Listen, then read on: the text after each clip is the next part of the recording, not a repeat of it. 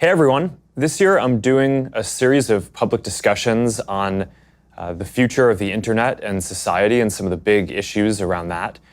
And today I'm here with Yuval Noah Harari, a great historian and best-selling author of a number of books. His first book, Sapiens, a brief history of humankind, kind of chronicled and did an analysis going from the early days of hunter-gatherer society to now how our civilization is organized. And your next two books, the Homo Deus, A Brief History of Tomorrow, and 21 Lessons for the 21st Century, actually tackle important issues of technology and the future. And that's, I think, a lot of what we'll talk about today. Mm-hmm. But most historians only tackle and analyze the past. But but a lot of the work that you've done has had really interesting insights and raised important questions for the future. So I'm really glad to have an opportunity to talk with you today. So Yuval, thank you for joining for this conversation. Yeah, I'm happy to be here. I think that if historians and philosophers cannot engage with the current questions of technology and the future of humanity, then we aren't doing our jobs. And we are not just supposed to chronicle events, centuries ago. All the people that lived in the past are dead. They don't care. The question is what happens to us and to the people in the future. Yeah. All right, so all the questions that you've outlined, where should we start here? I mean, I think one of the big topics that we've talked about is around this dualism around whether, with all of the technology and progress that has been made, are people coming together and are we becoming more unified, or is our world becoming more fragmented? Mm-hmm. And so I'm curious to start off by how you're thinking about that. And I mean, that's probably a big area. We could probably spend most of the time on that topic. Yeah, I mean, if you look at the long span of history, then it's obvious that humanity is becoming more and more connected. If thousands of years ago, planet Earth was actually a galaxy of a lot of isolated worlds with almost no connection between them, so gradually people came together and became more and more connected until we reach today when the entire world for the first time is a single historical, economic and cultural unit. But connectivity doesn't necessarily mean harmony. The people we fight most often are our own family members and neighbors and friends. So it's really a question of, are we talking about connecting people or are we talking about harmonizing people? Connecting people can lead to a lot of conflicts. And when you look at the world today, you see this duality, for example, in the rise of walls, which we talked about earlier when we met, which for me is something that I just can't figure out what is happening, because you have all this new connecting technology and the internet and virtual realities and social networks. And then one of the top political issues becomes building walls. And not just cyber walls or firewalls, building stone walls. Like the most Stone Age technology is suddenly the most advanced technology. So how to make sense of this world, which is more connected than ever, but at the same time is building more walls than ever before? Yeah, well, I think one of the interesting questions is around whether there's actually so much of a conflict between these ideas of people becoming more connected and this fragmentation that you talk about. I mean, one of the things that it seems to me is that in the 21st century, in order to address the biggest opportunities and challenges that humanity has, right? So I think it's both opportunities, spreading prosperity, spreading peace, scientific progress, as well as some of the big challenges, right? Addressing climate change, making sure that, on the flip side, that diseases don't spread and there aren't epidemics and things like that. We really need to be able to come together and have the world be more connected. But at the same time, that only works if we as individuals have our economic and social and spiritual needs met. And so one way to think about this is in terms of fragmentation, but another way to think about it is in terms of personalization, right? And I just think about, when I was growing up, one of the big things that I think that the internet enables is for people to connect with groups of people who share their real values and interests. And it wasn't always like this, right? Before the internet, you were really tied to your physical location. And I just think about how when I was growing up, I grew up in a town of about 10,000 people, and there were only so many different clubs or activities that you could do. So I grew up, like a lot of the other kids, playing Little League baseball. And I kind of think about this in retrospect. It's like, I'm not really into baseball. I'm not really an athlete. So why did I play Little League when my real passion was programming computers? And the reality was that growing up, there was no one else really in my town who was into programming computers. So I didn't have a peer group or a club that I could do that. It wasn't until I went to boarding school and then later college where I actually was able to meet people who were into the same things as I am. And now I think with the internet, that's starting to change, right? And now you have the ability to not just be tethered to your physical location, but to find people who have more niche interests and different kind of subcultures and communities on the internet, which I think is a really powerful thing. But it also means that me growing up today, I probably wouldn't have played Little League. And you can think about me playing Little League as that could have been a unifying thing where there weren't that many things in my town, so that was a thing that brought people together. So maybe if I was creating or if I was a part of a community online that might have been more meaningful to me, getting to know real people, but around programming, which is my real interest, you would have said that our community growing up would have been more fragmented, right? And people wouldn't have had the same kind of sense of physical community. So when I think about these problems, one of the questions that I wonder is maybe fragmentation and personalization or finding what you actually care about are two sides of the same coin.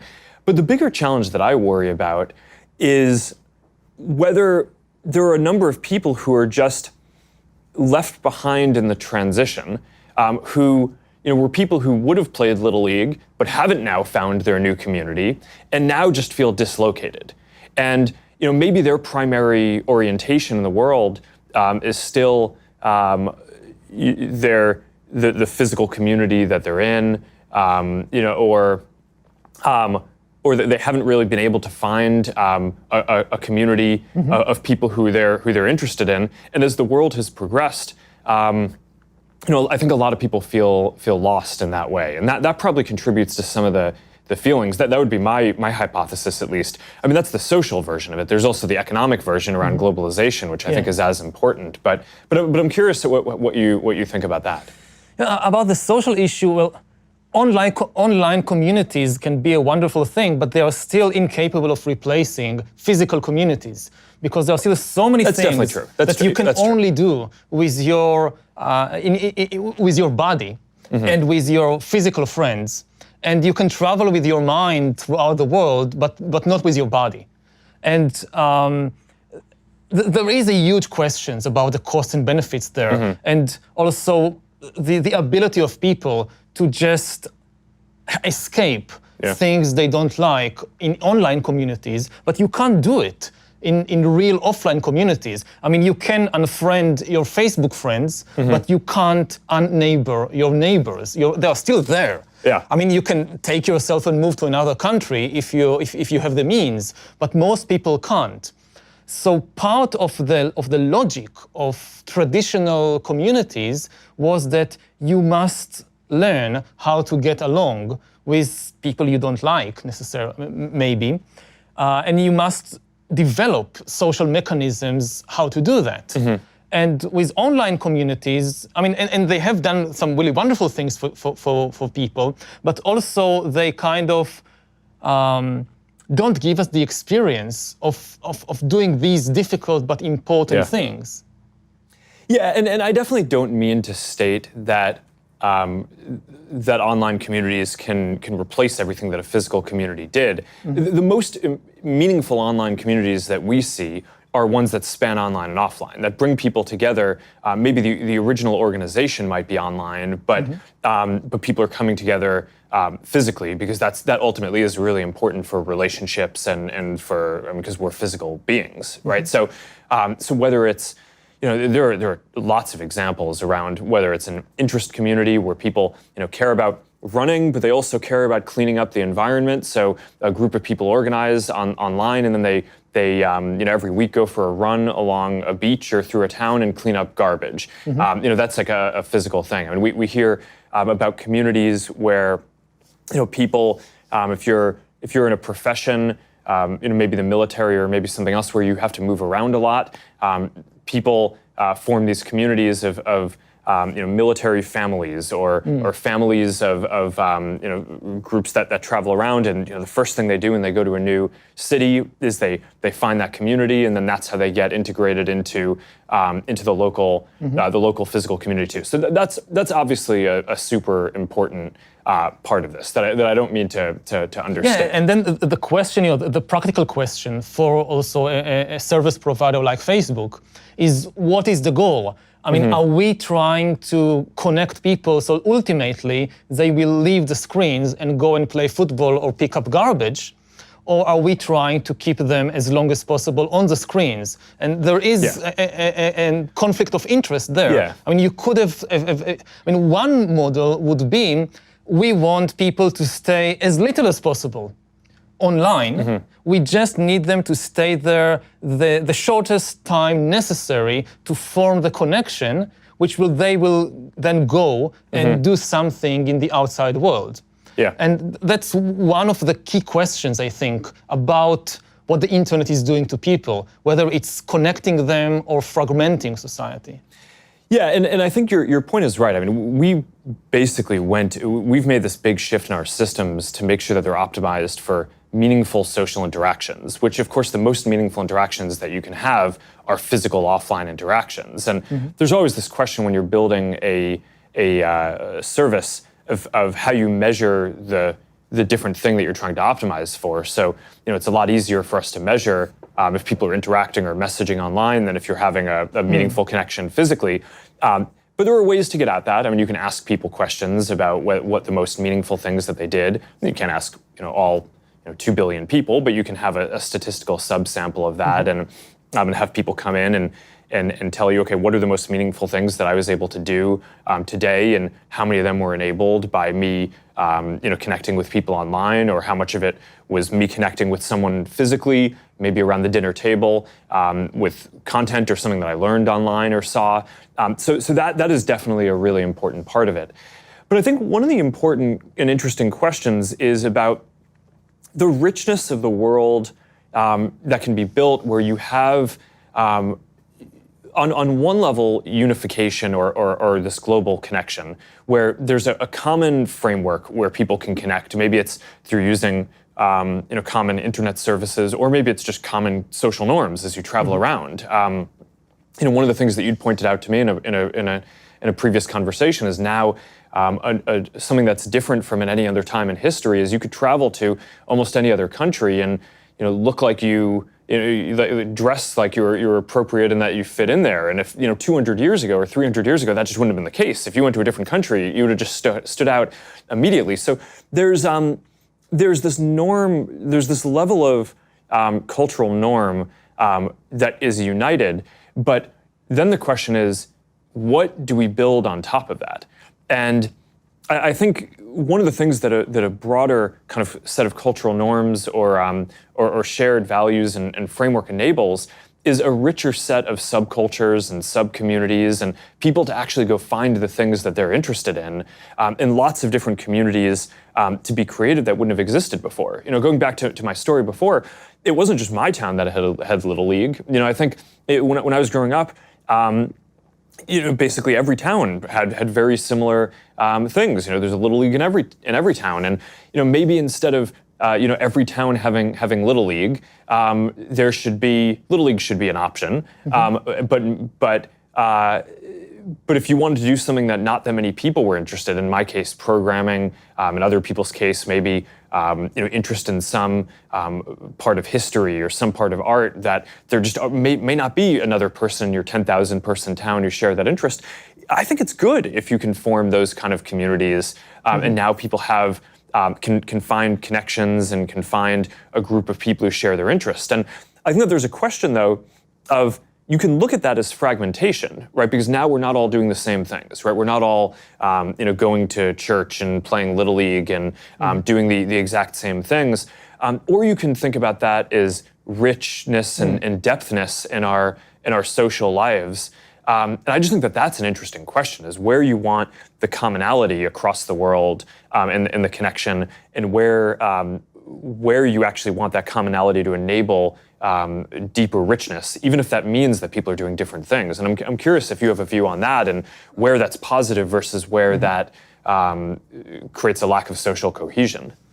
Yeah, I think almost nobody would argue with the benefits of richer social environment in which people have more options to connect around all kinds of things. The key question is, how do you still create enough social cohesion on a level of a country, and increasingly also on the level of the entire globe, in order to tackle our main problems? I mean, we need global cooperation like never before, because we are facing unprecedented global problems. We just had Earth Day, and it should be obvious to everybody, we cannot deal with the problems of the environment, of climate change, except through global cooperation. Similarly, if you think about the potential disruption caused by new technologies like artificial intelligence, we need to find a mechanism for global cooperation around issues like how to prevent an AI arms race, how to prevent different countries racing to build autonomous weapon systems and killer robots, and weaponizing the internet and weaponizing social networks. Unless we have global cooperation, we can't stop that, because every country will say, well, we don't want to produce killer robots, it's a bad idea, but we can't allow our rivals to do it before us, so we must do it first. And then you have a race to the bottom. Similarly, if you think about the potential disruptions to the job market and the economy caused by AI and automation, so it's quite obvious that there will be jobs in the future, but will they be evenly distributed between different parts of the world? One of the potential results of the AI revolution could be the concentration of immense wealth in some parts of the world, and the complete bankruptcy of other parts. There will be lots of new jobs for software engineers in California, but there will be maybe no jobs for textile workers and truck drivers in Honduras and Mexico. So what will they do? If we don't find a solution on the global level, like creating a global safety net to protect humans against the shocks of AI, and enabling them to use the opportunities of AI, then we will create the most unequal economic situation that ever existed. It will be much worse even than what happened in the Industrial Revolution, when some countries industrialized, most countries didn't, and the few industrial powers went on to conquer and dominate and exploit all the others. So how do we create enough global cooperation so that the enormous benefits of AI and automation don't go only, say, to California and Eastern China, while the rest of the world is being left far behind? Yeah, I think that's important. So I would unpack that into two sets of issues. One around AI and the future economic and geopolitical issues around that, and let's put that aside for a second, because I actually think we should spend 15 minutes on that. I mean, that's a big set of things. But then the other question is around, how do you create the global cooperation that's necessary to take advantage of the big opportunities that are ahead and to address the big challenges, right? I don't think it's just fighting crises like climate change. I think that there are massive opportunities around global spreading prosperity, spreading more human rights and freedom. Those are things that come with trade and connection as well. So I think that you want that for the upside. But I guess my my diagnosis at this point, and I'm curious to hear your view on this, is I actually think we've spent a lot of the last 20 years with the internet, maybe even longer, working on global trade, global information flow, making it so that people can connect. I actually think the bigger challenge at this point is making it so that in addition to that global framework that we have, making it so that things work for people locally, right? Because I think that there's this dualism here where you need both, right? If you resort to just kind of local tribalism, then you miss the opportunity to work on the really important global issues. But if you have a global framework, but people feel like it's not working for them at home, or some set of people don't feel like that's not working, then they're not politically going to support the global collaboration that needs to have happen. And I think there's the social version of this, which we talked about a little bit before, where people are now able to find communities that match their interests more, but some people haven't found those communities yet, and are left behind as some of the more physical communities.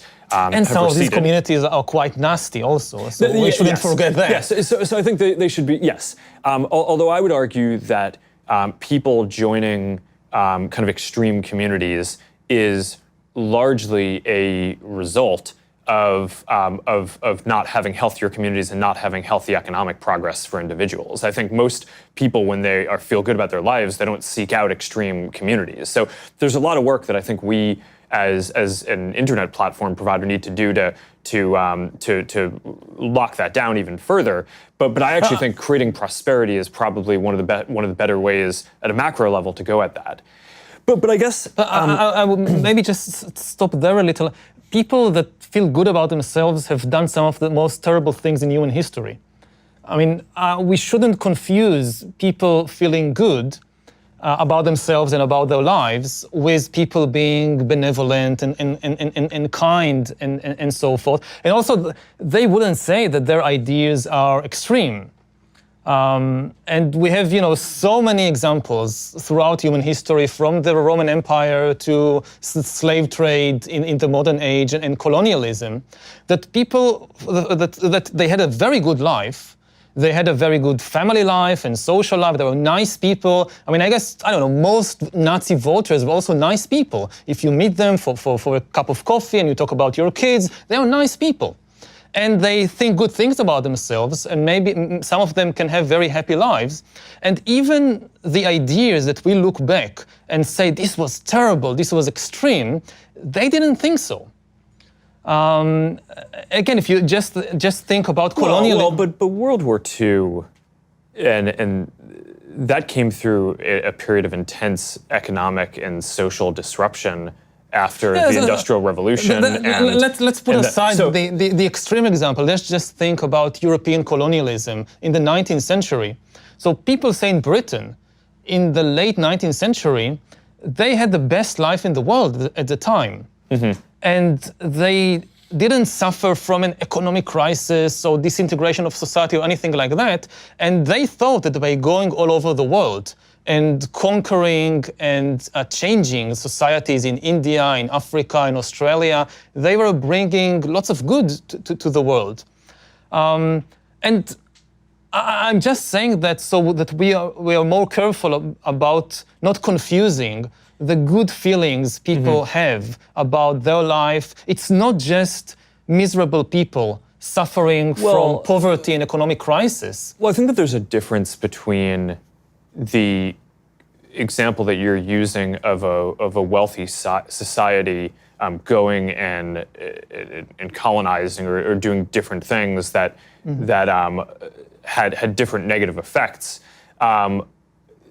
That wasn't the fringe in that society. I guess what I was more reacting to before was your point about people becoming extremist. I would argue that in those societies, that wasn't those people becoming extremists. You can have a long debate about any part of history and whether the direction that a society chose to take is positive or negative and the ramifications of that. But I think today we have a specific issue, which is that more people are seeking out solutions at the extremes. And I think a lot of that is because of a feeling of dislocation, both economic and social.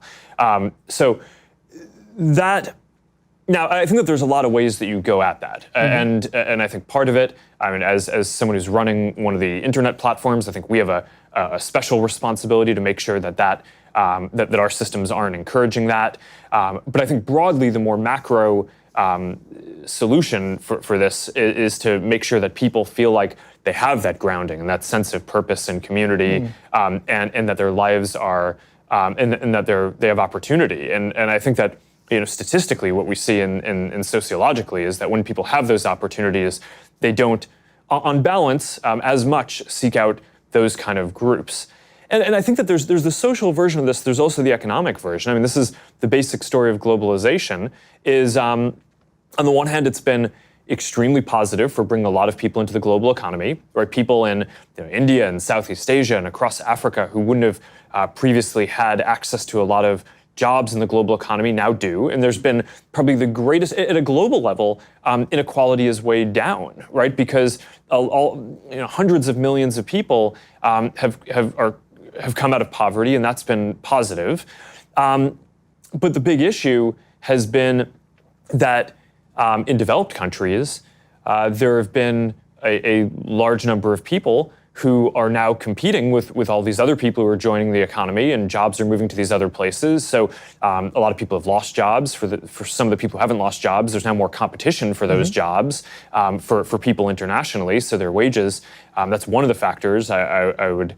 The analyses have shown that's preventing more wage growth, and there are 5 to 10% of people, according to a lot of the analyses that I've shown, who are actually in absolute terms worse off because of globalization. Now, that doesn't necessarily mean that globalization for the whole world is negative. I think in general it's been on balance positive, but the story we've told about it has probably been too optimistic in that we've only talked about the positives and how it's good as this global movement to bring people out of poverty and create more opportunities. And the reality, I think, has been that it's been net very positive. But if there are 5 or 10% of people in the world who are worse off, there's 7 billion people in the world. So that's many hundreds of millions of people. The majority of whom are likely in the most developed countries in the U.S. and across Europe. That's going to create a lot of political pressure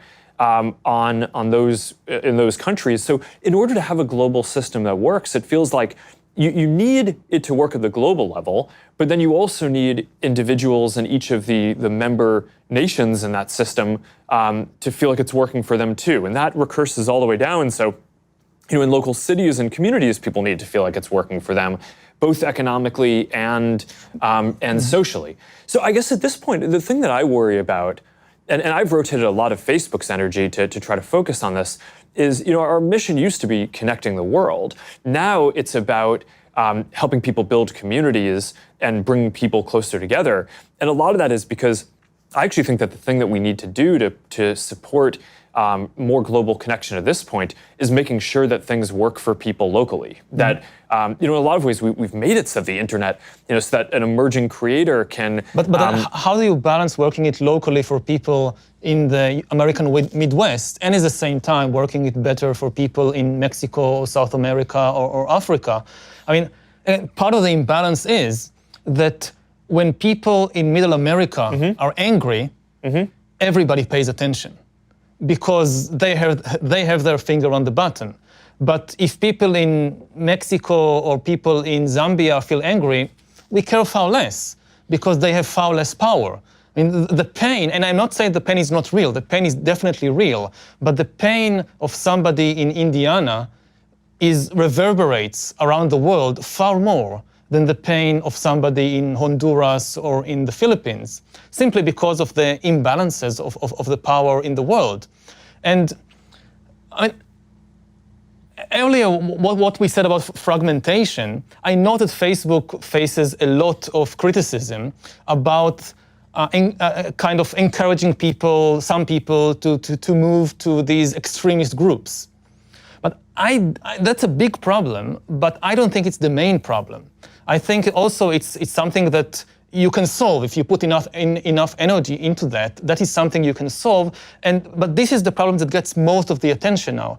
What I worry more, again, not just about Facebook, about the entire direction that the new internet economy and the new tech economy is going towards, is increasing inequality between different parts of the world, which is not the result of extremist ideology, but the results of a certain economic and political model.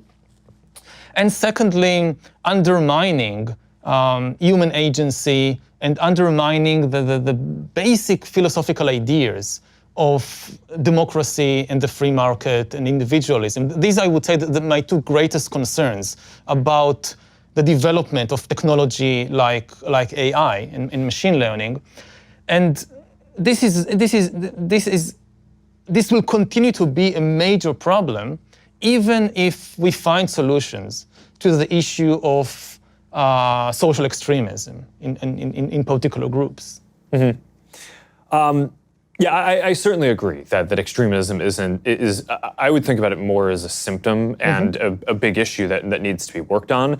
But I think the bigger question is making sure that everyone has a sense of purpose, has a role that they feel matters, and social connections. Because at the end of the day, we're social animals, and I think it's easy in our theoretical thinking to abstract that away. But that's such a fundamental part of who we are. So that's why I focus on that. I don't know, do you want to move over to some of the AI issues? Because I think that's or do you want to stick on this topic for a second? No, I mean, this topic is closely connected to AI. Again, because I think that, one of the disservices that science fiction, and I'm a huge fan of science fiction, but I think it has done some pretty bad things, which is to focus attention on the wrong scenarios and the wrong dangers. That people think, oh, AI is dangerous because the robots are coming to kill us. And this is extremely unlikely, that we'll face a robot rebellion. I'm much more frightened about robots always obeying orders than about robots rebelling against the humans. I think the two main problems with AI, and we can explore this in greater depth, is what I just mentioned. First, increasing inequality between different parts of the world, because you'll have some countries which lead and dominate the new AI economy, and this is such a huge advantage that it kind of trumps everything else. And we will see, if we had the Industrial Revolution creating this huge gap between a few industrial powers and everybody else, and then it took 150 years to close the gap. And over the last few decades, the gap has been closed or closing, as more and more countries which were far behind are catching up. Now the gap may reopen and be much worse than ever before because of the rise of AI and because AI is likely to be dominated by just a small number of countries. So that's one issue, AI and inequality. And the other issue is AI and human agency, or even the meaning of human life. What happens when AI is mature enough and you have enough data to basically hack human beings, and you have an AI that knows me better than I know myself and can make decisions for me, predict my choices, manipulate my choices, and authority increasingly shifts from humans to algorithms. So not only decisions about which movie to see, but even decisions like which community to join, who to befriend, whom to marry. We increasingly rely on the recommendations of the AI, and what does it do to human life and human agency? So these I would say the two most important issues of AI inequality and AI and human agency. Yeah. And I think both of them get down to a similar question around values, right? And who's building this, and what are the values that are encoded, and how does that end up playing out? I tend to think that in a lot of the conversations around AI, we almost personify AI, right? Your point around killer robots or something like that. But I actually think it's AI is very connected to the general tech sector, right? So almost every technology product and increasingly a lot of not what you call technology products are made better in some way by AI. So it's not like AI is a monolithic thing that you build. It powers a lot of products. So it's a lot of economic progress and can get towards some of the distribution of opportunity questions that you're raising.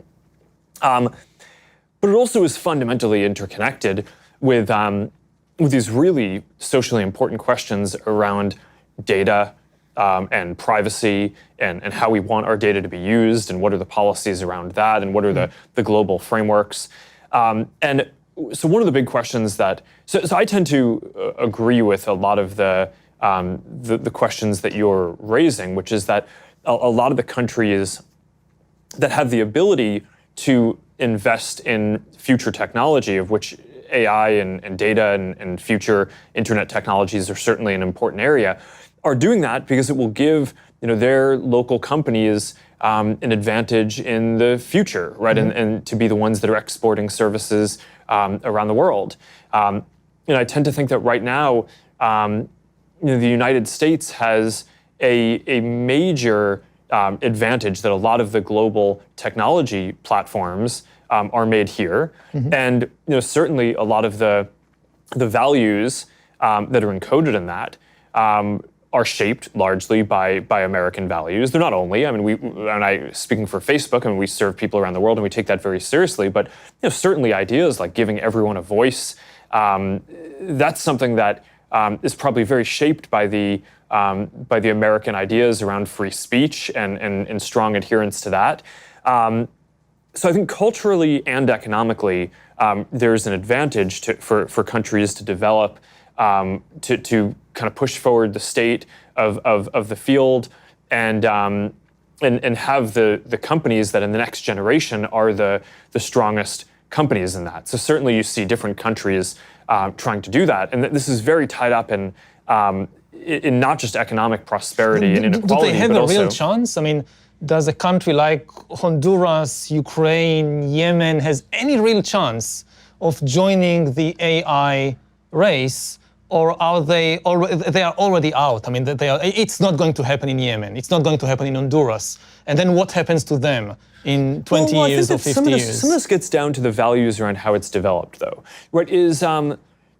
I think that there are certain advantages that countries with larger populations have because you can get to critical mass in terms of universities and industry and investment and things like that. But one of the values that we here, right, both at Facebook and I think generally in the academic system of trying to do research, hold is that you do open research, right? So a lot of the work that's getting invested into into these advances, in theory, if this works well, should be more open. So then you can have an entrepreneur in one of these countries that you're talking about, which maybe isn't a whole industry-wide thing, and certainly I think you'd bet against sitting here today that in the future all of the AI companies are going to be in a given small country. But I don't think it's far-fetched to believe that there will be an entrepreneur in some place who can use Amazon Web Services to spin up instances for compute, who can hire people across the world in a globalized economy and can leverage research that has been done in the US or across Europe or in different open academic institutions or companies that increasingly are publishing their work that are pushing the state-of-the-art forward on that. So I think that there's this big question about what we want the future to look like. And part of the way that I think we want the future to look is we want it to be open. We want the research to be open. I think we want the internet to be a platform. And this gets back to your unification point versus fragmentation. One of the big risks, I think, for the future is that the internet policy in each country ends up looking different and ends up being fragmented. And if that's the case, then I think the entrepreneur in the countries that you're talking about in Honduras probably doesn't have as big of a chance if they can't leverage all the advances that are happening everywhere. But if the internet stays one thing and the research stays open, then I think that they have a much better shot. So when I look towards the future, one of the things that I just get very worried about is the values that I just laid out are not values that all countries share. And when you get into some of the more authoritarian countries and their data policies, they're very different from the kind of regulatory frameworks that that across Europe and across a lot of other people are talking about or have put into place. And just to put a finer point on it, and recently I've come out and I've been very vocal that I think that more countries should adopt a privacy framework like GDPR in Europe. And a lot of people, I think, have been confused about this. They're like, well, why are you arguing for more privacy regulation? Why now, given that in the past you weren't as positive on it? And I think part of the reason why I am so focused on this now is I think at this point, people around the world recognize that these questions around data and AI and technology are important. So there's going to be a framework in every country. I mean, it's not like there's not going to be regulation or policy. So I actually think the bigger question is, what is it going to be? And the most likely alternative to each country adopting something that encodes the freedoms and rights of something like GDPR, in my mind, the most likely alternative is the authoritarian model, which is currently being spread, which says, as every company needs to store everyone's data locally in data centers, and if I'm a government, I should be able to go send my military there and be able to access whatever data I want, and be able to take that for surveillance or military or helping local military industrial companies. And I mean, I just think that that's a really bad future, right? That's not the direction that I, as someone who's building one of these internet services, or just as a citizen of the world, want to see the world going. To be the devil's advocate for a moment, I mean, if I look at it from the viewpoint, let's say, of India, so I listened to the American president saying America first, and I'm a nationalist, I'm not a globalist, I care about the interests of America, and I wonder, is it safe to store the data about Indian citizens in the US and not in India, when they're openly saying they care only about themselves? So why should it be in America and not in India? Well, I think that there's the motives matter, and certainly I don't think that either of us would consider India to be an authoritarian country that has. So I would say that. It can still say we want data and metadata on Indian users to be stored on Indian soil. We don't want it to be stored on American soil or somewhere else. Yeah, and I can understand the arguments for that, and I think that the intent matters, right? And I think countries can come at this with open values and still conclude that something like that could be helpful. But I think one of the things that you need to be very careful about is that if you set that precedent, you're making it very easy for other countries that don't have open values and that are much more authoritarian and want the data not to protect their citizens, but to be able to surveil them and find dissidents and lock them up. So I think I agree. But I think that it really boils down to the questions that do we trust America? And given the past 2-3 years, people in more and more places around the world. I mean, previously, say if we were sitting here 10 years ago, or 20 years ago, or 40 years ago, then America declared itself to be the leader of the free world. We can argue a lot whether this was the case or not, or at least on the declaratory level, this was how America presented itself to the world. We are the leaders of the free world, so trust us, we care about freedom. But now we see a different America. America which doesn't want even to be, again, it's not a question of even what they do, but how America presents itself no longer as the leader of the free world, but as a country which is interested above all in itself and in its own interests. And just this morning, for instance, I read that the US is considering having a veto on the UN resolution against using sexual violence as a weapon of war. And the US is the one that thinks of vetoing this. And as somebody who is not a citizen of the US, I ask myself, can I still trust America to be the leader of the free world if America itself says, I don't want this role anymore? Well, I think that that's a somewhat separate question from the direction that the internet goes in, because I mean GDPR, the framework that I'm advocating, that it would be better if more countries adopted something like this, because I think that that's just significantly better than the alternatives, a lot of which are these more authoritarian models. I mean, GDPR originated in Europe, right? So it's not an American invention. And I think in general, these values of openness in research, of cross-border flow of ideas and trade, that's not an American idea, right? I mean, that's a global philosophy for how the world should work. And I think that the alternatives to that are, at best, fragmentation, right, which breaks down the global model on this. At worst, a growth in authoritarianism for the models of how this gets adopted.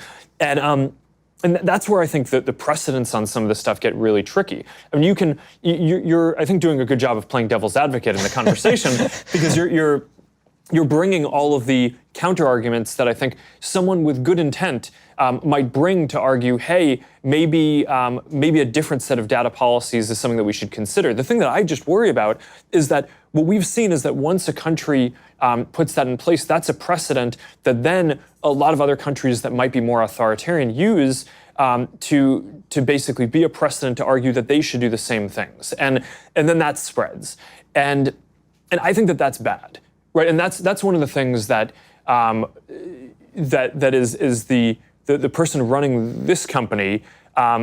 I'm quite committed to making sure that we play our part in pushing back on that and keeping the internet as one platform. So I mean, one of the most important decisions that I think I get to make is the person running this company is, where are we going to build our data centers and store data? And we've made the decision that we're not going to put data centers in countries that we think have weak rule of law, where people's data may be improperly accessed, and that could put people in harm's way. And I mean, there have been a lot of questions around the world around questions of censorship, and I think that those are really serious and important. I mean, a lot of the reason why I build what we build is because I care about giving everyone a voice, giving people as much voice as possible. So I don't want people to be censored.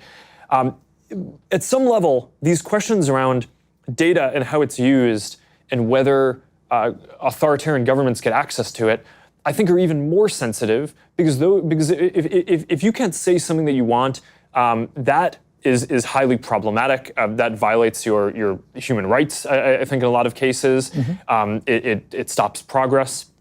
But if a government can get access to your data, then it can identify who you are and go lock you up, and hurt you and hurt your family, and cause real physical harm in ways that are just really deep. So I do think that people running these companies have an obligation to try to push back on that, and fight establishing precedents which will be harmful, even if a lot of the initial countries that are talking about some of this have good intent. I think that this can easily go off the rails. And when you talk about in the future AI and data, which are two concepts that are just really tied together, I just think the values that comes from, and whether it's part of a more global system, a more democratic process, a more open process, that's one of our best hopes for having this work out well. If it comes from repressive or authoritarian countries, then I just think that's going to be highly problematic in a lot of ways.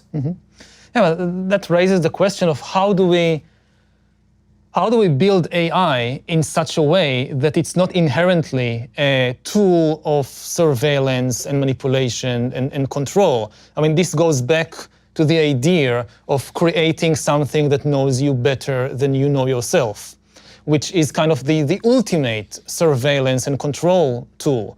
And we are building it now in different places around the world. It's being built.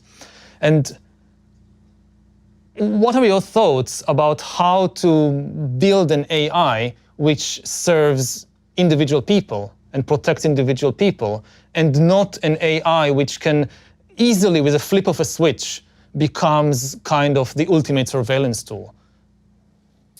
Well, I think that is more about the values and the policy framework than the technological development. I mean, it's a lot of the research that's happening in AI are just very fundamental mathematical methods where a researcher will create an advance, and now all of the neural networks will be 3% more efficient. I'm just kind of throwing this out, and that means that all right.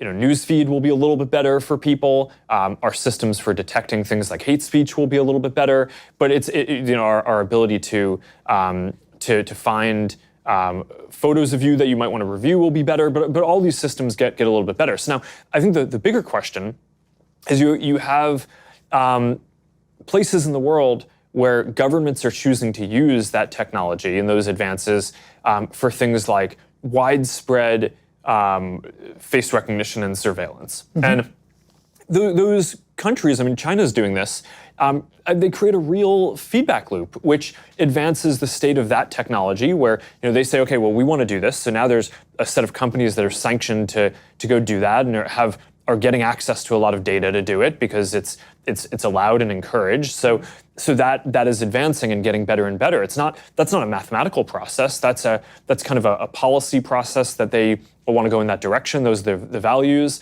and it's an economic process of the feedback loop and development of those things compared to in countries that might say, hey, that kind of surveillance isn't what we want.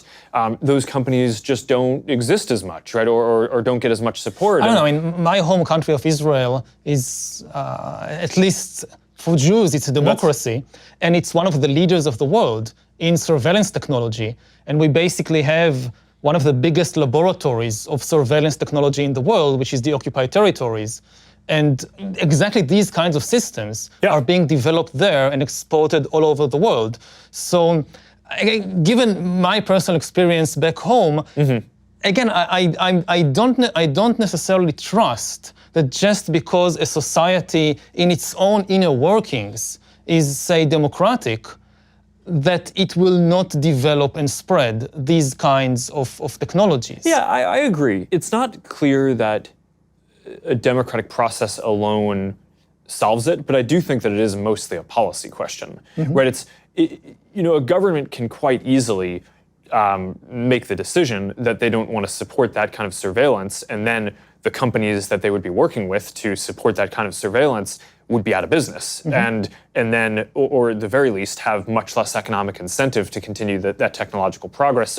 So that dimension of the growth of the technology gets stunted compared to others, and that's generally the process that I think you want to follow broadly, right? Technological advance isn't by itself good or bad. I think it's the job of the people who are shepherding it, building it, and making policies around it to have policies and make sure that their effort goes towards amplifying the good and mitigating the negative use cases. And that's how I think you end up bending these industries and these technologies to be things that are positive for humanity overall. And I think that's a normal process that happens with most technologies that get built. But I think what we're seeing in some of these places is not the natural mitigation of negative uses. In some cases, the economic feedback loop is pushing those things forward, but I don't think it has to be that way. But I think that that's not as much a technological decision as it is a policy decision. I fully agree, but I mean, every technology can be used in different ways, for good or for bad. You can use the radio to broadcast music to people, and you can use the radio to broadcast Hitler giving a speech to millions of Germans. The radio doesn't care. The radio just carries whatever you put in it. So yeah, it is a policy decision, but then it just raises the question, how do we make sure that the policies are the right policies in a world when it is becoming more and more easy to manipulate and control people on a massive scale like never before? I mean, the new technology, it's not just that we invent a technology and then we have good democratic countries and bad authoritarian countries, and the question is, what do they do with the technology? The technology itself could change the balance of power between democratic and totalitarian systems. Yeah. And I fear that the new technologies are giving an inherent advantage, not necessarily overwhelming, but they do tend to give an inherent advantage to totalitarian regimes, because the biggest problem of totalitarian regimes in the 20th century, which eventually led to their downfall, is that they couldn't process the information efficiently enough. If you think about the Soviet Union, so you have this model, an information processing model, which basically says we take all the information from the entire country, move it to one place, to Moscow, there it gets processed, decisions are made in one place, and transmitted back as commands. This was the Soviet model of information processing. And versus the American version, which was, no, we don't have a single center. We have a lot of organizations and a lot of individuals and businesses, and they can make their own decisions. In the Soviet Union, there is somebody in Moscow. If I live in some small farm or kolkhoz in Ukraine, there is somebody in Moscow who tells me how many radishes to grow this year, because they know. And in America, I decide for myself with, I get signals from the market and I decide.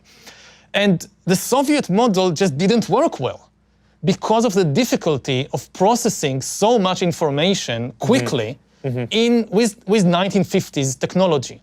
And this is one of the main reasons why the Soviet Union lost the Cold War to the United States. But with the new technology, it might become, it's not certain, but one of my fears is that the new technology suddenly makes central information processing far more efficient than ever before, and far more efficient than distributed data processing. Because the more data you have in one place, the better your algorithms, and so on and so forth. And this kind of tilts the balance between totalitarianism and democracy in favor of totalitarianism. And I wonder, what are your thoughts on this issue? Well, I'm more optimistic about about democracy in this. I think the way that the democratic process needs to work is people start talking about these problems, and then even if it seems like it starts slowly in terms of people caring about data issues and technology policy, because it's a lot harder to get everyone to care about it than it is just a small number of decision makers. So I think that the history of democracy versus more totalitarian systems is it always seems like the totalitarian systems are going to be more efficient and the democracies are just going to get left behind. But smart people, people start discussing these issues and caring about them. And I do think we see that people do now care much more about their own privacy, about data issues, about the technology industry. People are becoming more sophisticated about this. They realize that that having a lot of your data stored can both be an asset because it can help provide a lot of benefits and services to you, but increasingly maybe it's also a liability because there are hackers and nation states who might be able to break in and use that data against you or exploit it or reveal it. So maybe people don't want their data to be stored forever. Maybe they want it to be reduced in permanence. Maybe they want it all to be end-to-end encrypted as much as possible in their private communications. People really care about this stuff in a way that they didn't before. And that's certainly over the last several years, that's grown a lot. So I think that conversation is the normal democratic process. And I think what's going to end up happening is that by the time you get people broadly aware of the issues and on board, that is just a much more powerful approach, where then you do have people in a decentralized system who are capable of making decisions, who are smart, who I think will generally always do it better than too centralized of an approach. And here is, again, a place where I worry that personifying AI and saying AI is a thing, right? That an institution will develop, and it's almost like a sentient being. I think mischaracterizes what it actually is, right? It's a set of methods that make everything better, let me retract that. That's way too broad. It's a lot of technological processes more efficient, and I think that's. But that's the worry. It makes that's not just for centralized folks, right? In our context, so we build our business is this ad platform, and a lot of the way that can be used now is we have 90 million small businesses that use our tools. And now, because of this access to technology, they have access to the same tools to do advertising and marketing and reach new customers and grow jobs that previously only the big companies would have had. And that's a big advance, and that's a massive decentralization. When people talk about our company and the internet platforms overall, they talk about how there's a small number of companies that are big, and that's true. But the flip side of it is that now there are billions of people around the world who have a voice, that they can share information more broadly, and that's actually a massive decentralization in power, and kind of returning power to people. Similarly, people have access to more information, have access to more commerce. That's all positive. So I don't know. I'm an optimist on this. I think we have real work cut out for us, and I think that the challenges that you raise are the right ones to be thinking about, because if we get it wrong, that's the way in which I think it will go wrong. But I don't know. I think that the historical precedent would say that at all points, where there was the competition between the US and Japan in the 80s and the 70s, or the Cold War before that, or different other times, people always thought that the democratic model, which is slow to mobilize, but very strong once it does, and once people get bought into a direction and understand the issue, I do think that will continue to be the best way to spread prosperity around the world and make progress in a way that meets people's needs. And that's why when we're talking about internet policy, when you're talking about economic policy, I think spreading regulatory frameworks that encode those values, I think is one of the most important things that we can do. But it starts with raising the issues that you are and having people be aware of the potential problems. Yeah, I agree that in the last few decades, it was the case that open democratic systems were better and more efficient. And this, again, one of my fears is that it might have made us a bit complacent, because we assume that this is kind of a law of nature, that distributed systems are always better and more efficient than centralized systems. And we grew up in a world in which there was kind of this, to do the good thing morally was also to do the efficient thing economically and politically. And a lot of countries liberalized their economy, their society, their politics over the last 50 years, more because they were convinced of the efficiency argument than of the deep moral argument. And what happens if efficiency and morality suddenly split? Which have happened before in history. I mean, the last 50 years are not representative of the whole of history. We had many cases before in human history in which repressive, centralized systems were more efficient, and therefore you got these repressive empires. And there is no law of nature which says that this cannot happen again. And again, my fear is that the new technology might tilt that balance. And just by making central data processing far more efficient, it could give a boost to totalitarian regimes. Also, in the balance of power between, say, again, the center and the individual, that for most of history, the central authority could not really know you personally, simply because of the inability to gather and process the information. So there were some people who knew you very well, but usually their interests were aligned with yours. Like my mother knows me very well, but most of the time I can trust my mother. But now we are reaching a point when some system far away can know me better than my mother, and the interests are not necessarily aligned. Now, yes, we can use that also for good, but what I'm pointing out that this is a kind of power that never existed before, and it could empower totalitarian and authoritarian regimes to do things that was simply technically impossible until today. Yeah. And if you live in an open democracy, so okay, you can rely on all kinds of mechanisms to protect yourself. But thinking more globally about this issue, I think a key question is, how do you protect human attention from being hijacked by malevolent players who know you better than you know yourself, who know you better than your mother knows you? And this is a question that we never had to face before, because we never had, usually the malevolent players just didn't know me very well. Yeah, okay, so there's a lot in what you were just talking about. I mean, I think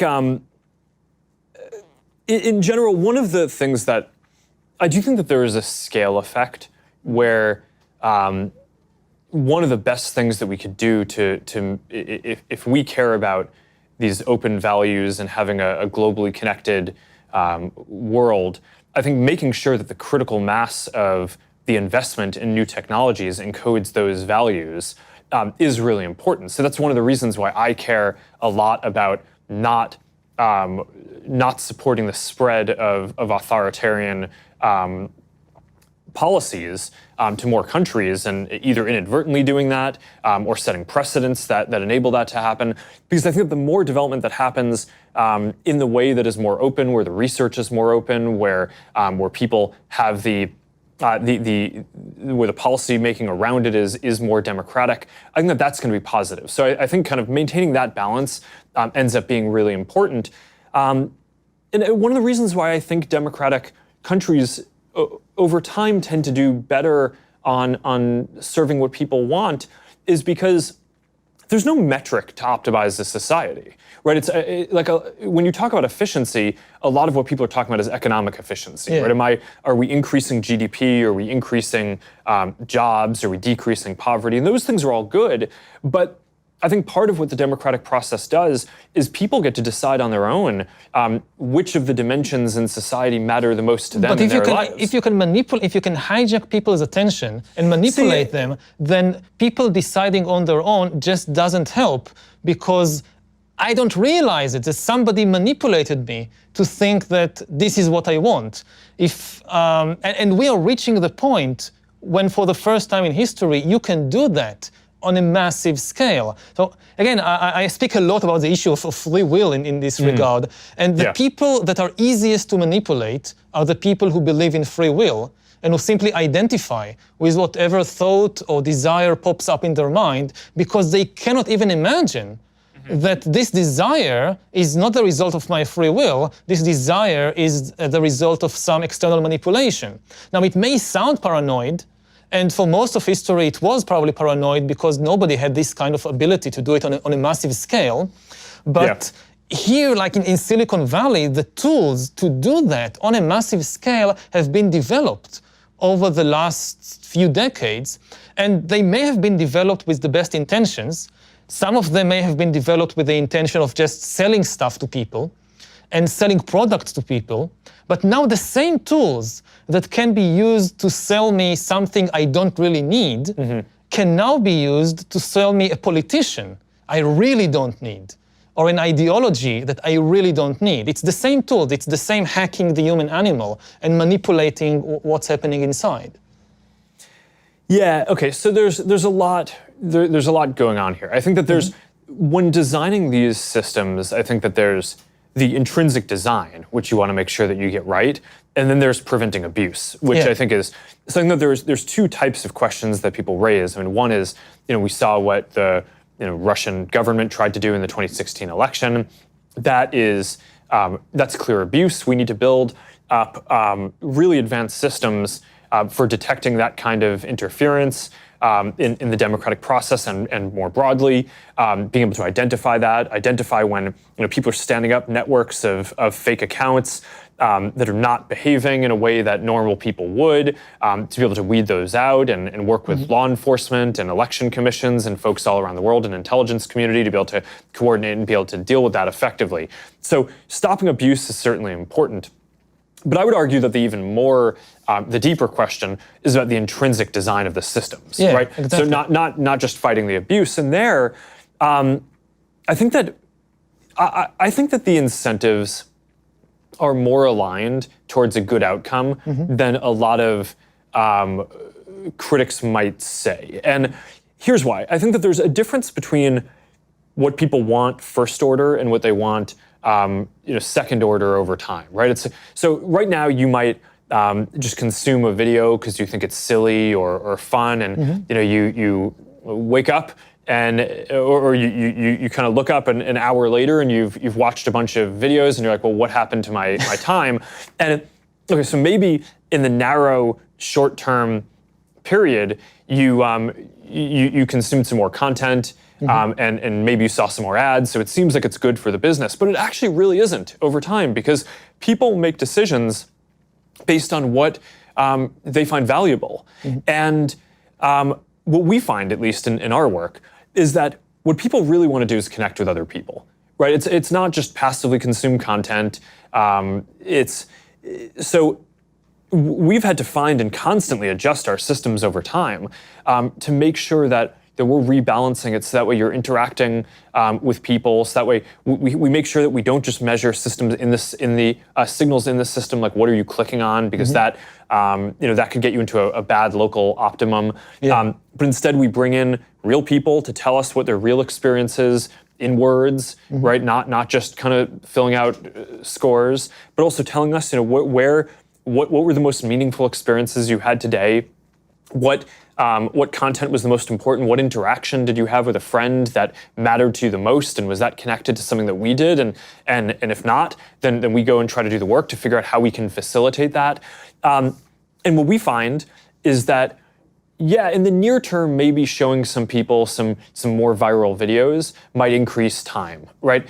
But over the long term, it doesn't. It's not actually aligned with our business interest or the long-term social interest. So in strategy terms, that would be a stupid thing to do. And now I think a lot of people think that businesses are just very short-term oriented and that we only care about, people think that businesses only care about the next quarter profit. But I think that most businesses that get run well, that's just not the case. And I think last year on one of our earnings calls, I told investors that we'd actually reduce the amount of video watching that quarter by 50 million hours a day, because we wanted to take down the amount of viral videos that people were seeing, because we thought that was displacing more meaningful interactions that people were having with other people, which in the near term might have a short-term impact on the business for that quarter, but over the long term would be more positive, both for how people feel about the products and for the business. And one of the patterns that I think has actually been quite inspiring or a cause of optimism in running a business is that oftentimes you make decisions that you think are going to pay off long down the road, right? So you think, okay, I'm doing the right thing long term, but it's going to hurt for a while. And I almost always find that the long term comes sooner than you think. And that when you make these decisions that they're maybe taking some pain in the near term in order to get to what will be a better case down the line, that better case, maybe you think it'll take 5 years, but actually it ends up coming in a year, right? And I think people at some deep level know when something is good, and I guess this gets back to the democratic values, because at some level I trust that people have a sense of what they actually care about, and it may be that if we were showing more viral videos, maybe that would be better than the alternatives that they have to do right now, right? I mean, maybe that's better than what's on TV, because at least they're personalized videos. Maybe it's better than YouTube if we have better content or whatever the reason is. But I think you can still make the service better over time for actually matching what people want. And if you do that, that is going to be better for everyone. So I do think the intrinsic design of these systems is quite aligned with serving people in a way that is pro-social. And that's certainly what I care about in running this company, is to get there. Yeah, I think this is like the rock bottom. That this is the most important issue, that ultimately what I'm hearing from you and from many other people when I have these discussions is ultimately the customer is always right, the voter knows best, people know deep down, people know what is good for them, people make a choice. if they choose to do it, then it's good. That has been the bedrock of at least Western democracies for centuries, for generations. And this is now where the big question mark is. Is it still true in a world where we have the technology to hack human beings and manipulate them like never before, that the customer is always right, that the voter knows best? Or have we gone past this point? And we can know, the simple ultimate answer that, well, this is what people want and they know what's good for them, maybe it's no longer the case. Well, yeah, I think that it's not clear to me that has changed, but I think that's a very deep question about democracy. This is the deepest. I don't think that's a new question. I think it's people have always. No, the question isn't new. The technology is new. If you lived in 19th century America and you didn't have these extremely powerful tools to decipher and influence people, then it was a different. Well, let me actually frame this a different way. Okay. Which is, I actually think, for all the talk around is democracy being hurt by the current set of tools and the media and all this, I actually think that there's an argument the world is significantly more democratic now than it was in the past. The country was set up as, the US was set up as a republic, right? So a lot of the foundational rules limited the power of a lot of individuals being able to vote and have a voice, and checked the popular will at a lot of different stages, everything from the way that laws get written by Congress, right, and not by people. So to everything, to the Electoral College, and which a lot of people think today is undemocratic, but it was put in place because of a set of values that a democratic republic would be better. I actually think what has happened today is that increasingly more people are enfranchised and more people have a voice. More people are getting the vote, but increasingly people have a voice, more people have access to information. And I think a lot of what people are asking is that good? It's not necessarily the question of, okay, the democratic process has been the same, but now the technology is different. I think the technology has made it so individuals are more empowered, and part of the question is that the world that we want? And again, this is an area where it's not that, all these things are with challenges, right? And often progress causes a lot of issues, and it's a really hard thing to reason through. Wow, we're trying to make progress and help all these people join the global economy, or help people join the communities and have the social lives that they would want and be accepted in different ways. But it comes with this dislocation in the near term, and that's a massive dislocation, so that seems really painful. But I actually think that you can make a case that we are at and continue to be at the most democratic time. And I think that overall, in the history of our country at least, when we've gotten more people to have the vote, and we've gotten more representation, and we've made it so people have access to more information, and more people can share their experiences, I do think that that's made the country stronger and has helped progress. And it's not that this stuff is without issues. It has massive issues, but that's at least the pattern that I see, and why I'm optimistic about a lot of the work. I agree that more people have more voice than ever before, both in the US and globally. I think you're absolutely right. My concern is to what extent we can trust the voice of people, to what extent I can trust my voice. We have this picture of the world, that I have this voice inside me which tells me what is right and what is wrong.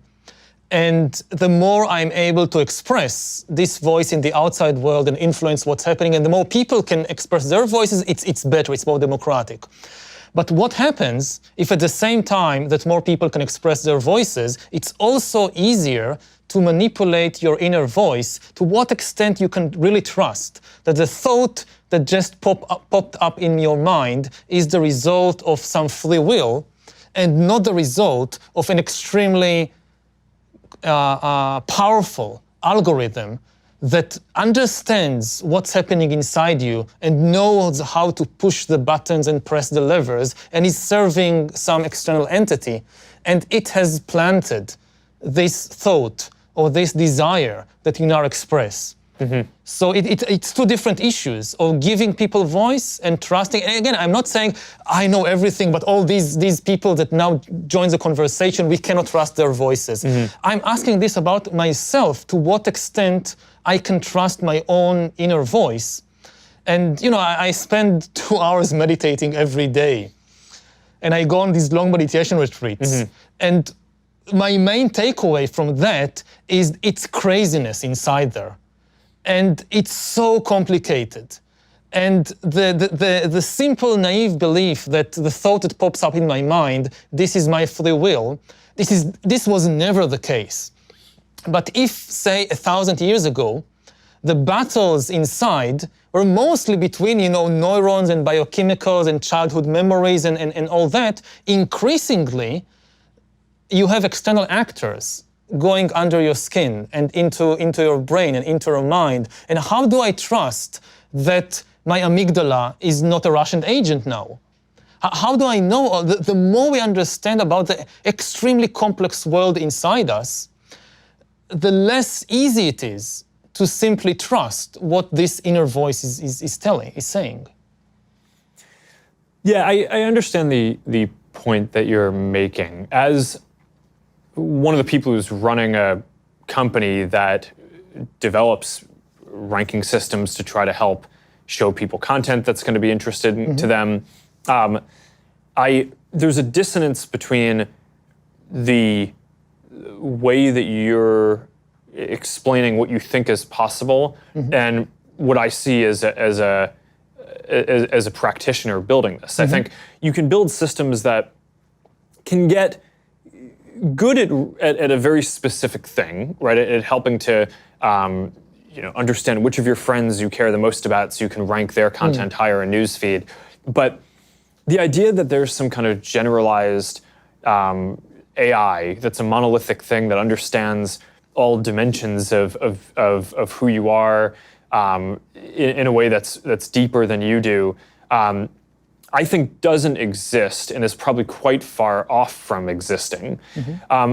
So there's certainly abuse of the systems that I think needs to be, that I think is more of a policy and values question, which is, on Facebook, you're supposed to be your real identity. So if you have, to use your example, Russian agents or folks from the government, the IRA, who are posing as someone else and saying something, and you see that content, but you think it's coming from someone else, then that's not an algorithm issue. I mean, that's someone abusing the system and taking advantage of the fact that you trust that on this platform, someone is generally going to be who they say they are. So you can trust that the information is coming from someplace and kind of slipping in the back door that way. And that's the thing that we certainly need to go fight.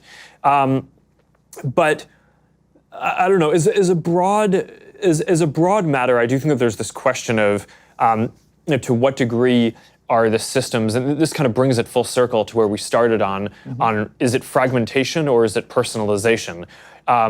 Is the content that you see, if it resonates, is that because it actually just more matches your interests, or is it because you're being incepted and convinced of something that you don't actually believe and is dissonant with your interests and your beliefs? And certainly all the psychological research that I've seen and the experience that we've had is that when people see things that don't match what they believe, they just ignore it, right? So certainly there can be an evolution that happens where a system shows information that you're going to be interested in, and if that's not managed well, that has the risk of pushing you down a path towards adopting a more extreme position or evolving the way you think about it over time. But I think most of the content, it resonates with people because it resonates with their lived experience, and to the extent that people are abusing that, and either trying to represent that they're someone who they're not, or trying to take advantage of a bug in human psychology where we might be more prone to an extremist idea. That's our job in either policing the platform, working with governments and different agencies, and making sure that we design our systems and our recommendation systems to not be promoting things that people might engage with in the near term, but over the long term will regret and resent us for having done that. And I think it's in our interest to get that right. And for a while, I think we didn't understand the depth of some of the problems and challenges that we face there. And there's certainly still a lot more to do. And when you're up against nation states, I mean, they're very sophisticated, so they're going to keep on evolving their tactics. But the thing that I think is really important is that the fundamental design of the systems, I do think, in our incentives are aligned with helping people connect with the people they want, have meaningful interactions, not just getting people to watch a bunch of content that they're going to resent later that they did that, and certainly not making people have more extreme or negative viewpoints than what they actually believe. So maybe I can try and summarize my view on that. We have two distinct dangers coming out of the same technological tools. We have the easier danger to grasp, which is of extreme totalitarian regimes of a kind we haven't seen before. And this could happen in different, maybe not in the US, but in other countries, that these tools, you say that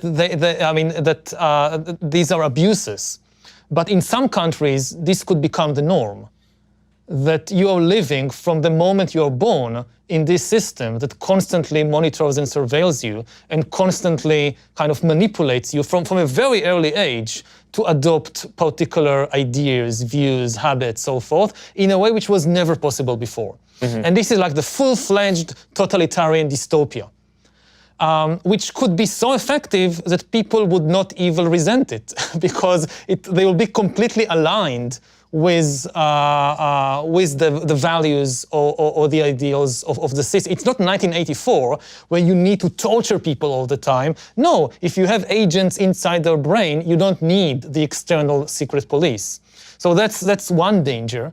It's like the full-fledged totalitarianism.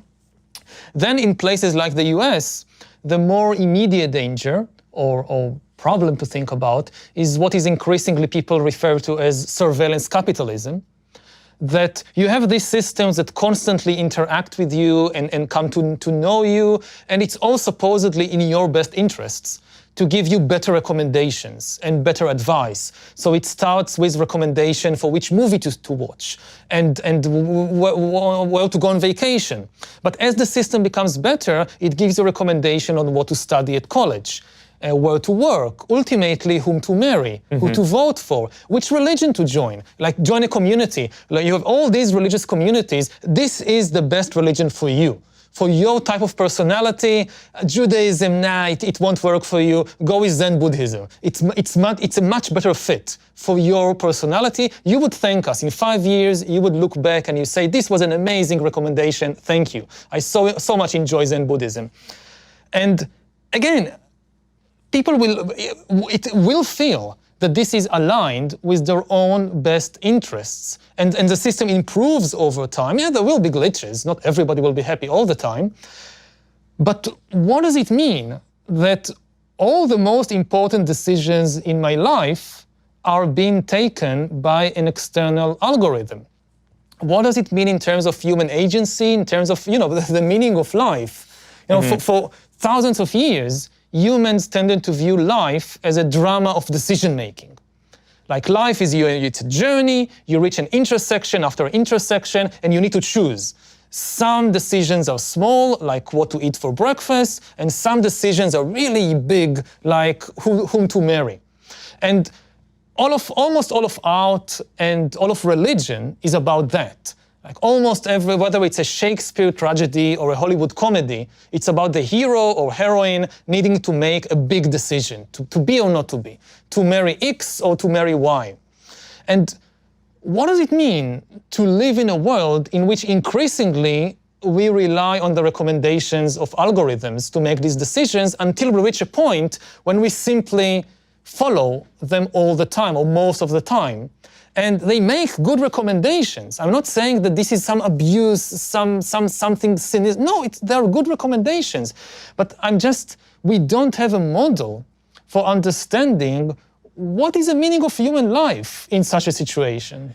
Well, I think the biggest objection that I'd have to both of the ideas that you just raised is that we have access to a lot of different sources of information, a lot of people to talk to about different things. And it's not just like there's one set of recommendations or a single recommendation that gets to dominate what we do, and that gets to be overwhelming, either in the totalitarian or the capitalist model of what you were saying.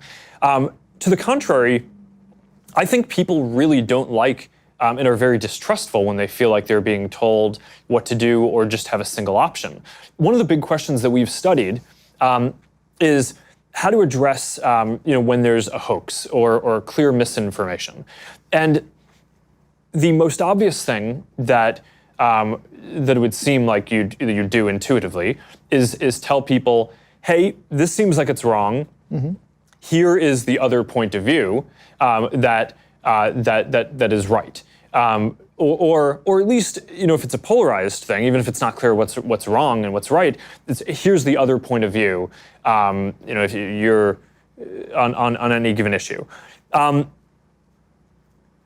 and that really doesn't work, right? So what ends up happening is if you tell people that something is false, but they believe it, then they just end up not trusting you, right? So that ends up not working. And if you frame two things as opposites, right? So if you say, okay, well, you're a person who doesn't believe in, you're seeing content that not believing in climate change. Mm-hmm. So I'm going to show you the other perspective, right? Here's something that argues that climate change is a thing. That actually just entrenches you further, mm-hmm. Because it's, okay, someone's trying to kind of control. Yeah, So what ends up working, right, sociologically and psychologically, the thing that ends up actually being effective is giving people a range of choices. So if you show not here's the other opinion and with a judgment on the piece of content that a person engaged with, but instead you show a series of related articles, right, or content, then people can kind of work out for themselves, hey, here's the range of different opinions or things that exist on this topic. And maybe I lean in one direction or the other, but I'm kind of going to work out for myself where I want to be. Most people don't choose the most extreme thing. And people end up feeling like they're informed and can make a good decision. Mm-hmm. So at the end of the day, I think that's the architecture and the responsibility that we have, is to make sure that the work that we're doing gives people more choices, that it's not a single opinion that can kind of dominate anyone's thinking, mm-hmm. But where you can connect to hundreds of different friends, and even if most of your friends share your religion or your political ideology, you're probably going to have 5 or 10% of friends who come from a different background, who have different ideas, and at least that's getting in as well. So you're getting a broader range of views. Mm-hmm. So I think that these are really important questions, and it's not like there's an answer that is going to fully solve it one way or another. Definitely but not. But I think that these are the right things to talk through. We've been going for 90 minutes, so we probably should wrap up. But I think we have a lot of material to cover in the next one of these that hopefully we'll get to do at some point in the future. And thank you so much for coming and joining and doing this. This has been a really interesting series of important topics to discuss. Yeah, so thank you for hosting me, and for being open about these very difficult questions, which I know that you being the head of a global corporation, I can just sit here and speak whatever I want, but you have many more responsibilities on your head. So I appreciate that kind of you putting yourself on the firing line and dealing with these questions. Thanks. All right. Thank you. Yeah.